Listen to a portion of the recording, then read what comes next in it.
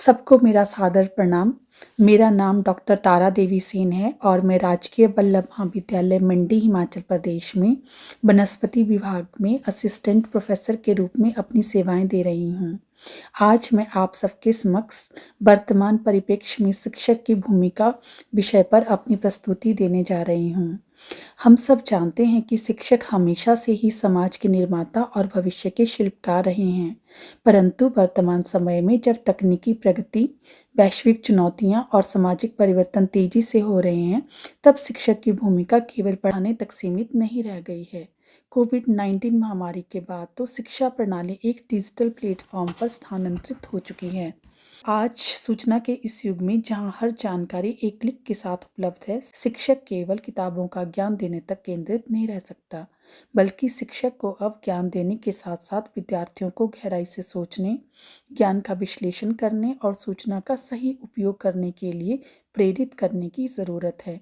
शिक्षक को अब मार्गदर्शक, प्रेरक, भावनात्मक सहायक और परिवर्तन के संवाहक के रूप में अपनी सेवाएं देने की आवश्यकता है।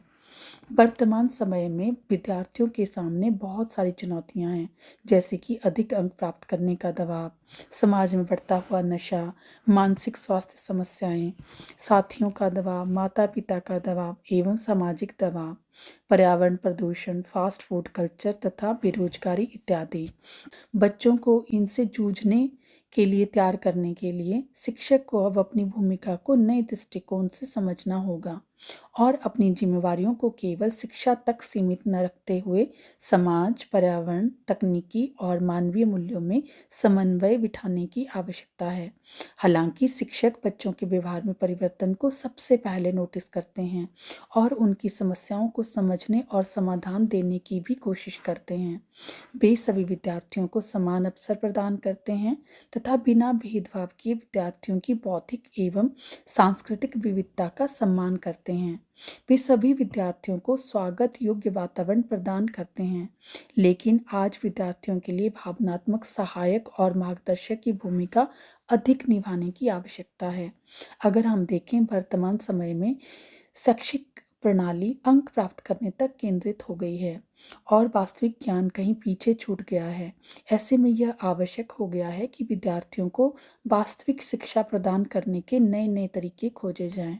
इसके लिए छात्रों को उनके पाठ्यक्रम से जुड़ी वास्तविक समस्याओं को हल करने में शामिल करना एक बेहतरीन उपाय हो सकता है।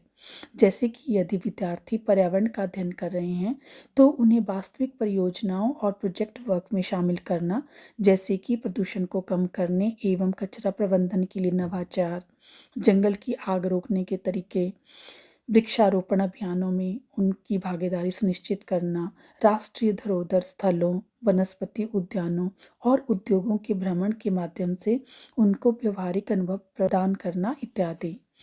21वीं सदी में हमें विद्यार्थियों के कौशल विकास पर अधिक ध्यान देने की आवश्यकता है, जिसके लिए बच्चों में आलोचनात्मक सोच विकसित करना, उनको वास्तविक समस्याओं को हल करने के लिए तैयार करना, नए नए विचारों को उत्पन्न करने और मौजूदा चीज़ों को बेहतर बनाने के लिए प्रोत्साहित करना तथा उनको एक दूसरे के साथ मिलकर काम करने और सीखने के लिए प्रोत्साहित करना आदि शामिल है। आज बेरोजगारी की समस्या दिन प्रतिदिन बढ़ती जा रही है, जिसके लिए आवश्यक है कि बच्चों को ऐसी परियोजनाओं में शामिल किया जाए जिनसे उनको व्यवहारिक अनुभव प्रदान हो और वे अधिक से अधिक रचनात्मक और नवाचारी बनने के लिए प्रोत्साहित हो सकें। वर्ल्ड फूड डे के दिन वल्लभ महाविद्यालय के वनस्पति विभाग के छात्रों को जड़ी बूटियां यूज करके नई वैल्यू एडेड रेसिपीज बनाने और छात्रों एवं लोगों को सर्व करने तथा नर्सरी एंड गार्डनिंग के बच्चों को नए प्लांट उगाने और उनकी सेलिंग करने का प्रोजेक्ट दिया गया।